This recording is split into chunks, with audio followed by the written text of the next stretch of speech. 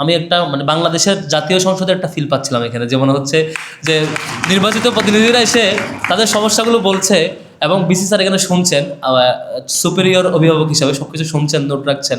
আমাদের হলের প্রাধ্যক্ষ স্যাররা, ডিন স্যাররা শুনছেন এবং সকল টিচাররা শুনছেন। এই যে চমৎকার একটা পরিবেশ, এটার জন্য ডাকসুর সাদিক কায়েম ভাই সহ পুরো টিম এবং বিসি স্যার সহ সকল যে শিক্ষকবৃন্দ আছেন দায়িত্বরত, সবাই তো অভিনন্দন পাওয়ার যোগ্য। সবাই কিন্তু একটা করতালে হাততালি দিয়ে আমরা অভিনন্দন জানাবো যে সুন্দর একটা আয়োজন।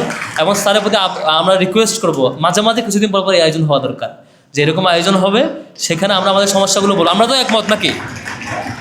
এরকম আয়োজনগুলো বারবার হওয়া দরকার। আমরা আমাদের হলের প্রতিনিধিরা প্রবলেমগুলো বলবে, আমরা শুনবো এবং একটা আসলেই যে আমরা প্রতিনিধিত্ব করছি।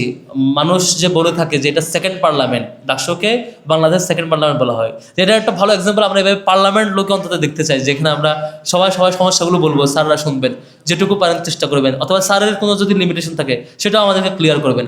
আমরা মানে ক্লিয়ার থাকতে চাই সব কিছুর ব্যাপারে। আশা করি এটা আমরা পারবো। এবং আজকে যেহেতু সবাই উপস্থিত হয়েছেন, আমি আমার জায়গা থেকে এবং ডাকসুর জায়গা থেকে আজকে যারা কষ্ট করেছেন উপস্থিত থেকে, এবং শিক্ষকদের দিক থেকে ফুল সমর্থন ছিল এই আয়োজনের, ম্যানেজমেন্ট, ফাইন্যান্স সব কিছুতে। আবার একই সাথে আমার ডাকসুর নির্বাচিত সদস্য এবং সেক্রেটারিয়েট মেম্বাররা সকলেই একযোগে কাজ করেছেন এই আয়োজন বাস্তবায়ন করতে, তাদের প্রতি ধন্যবাদ জানাচ্ছি।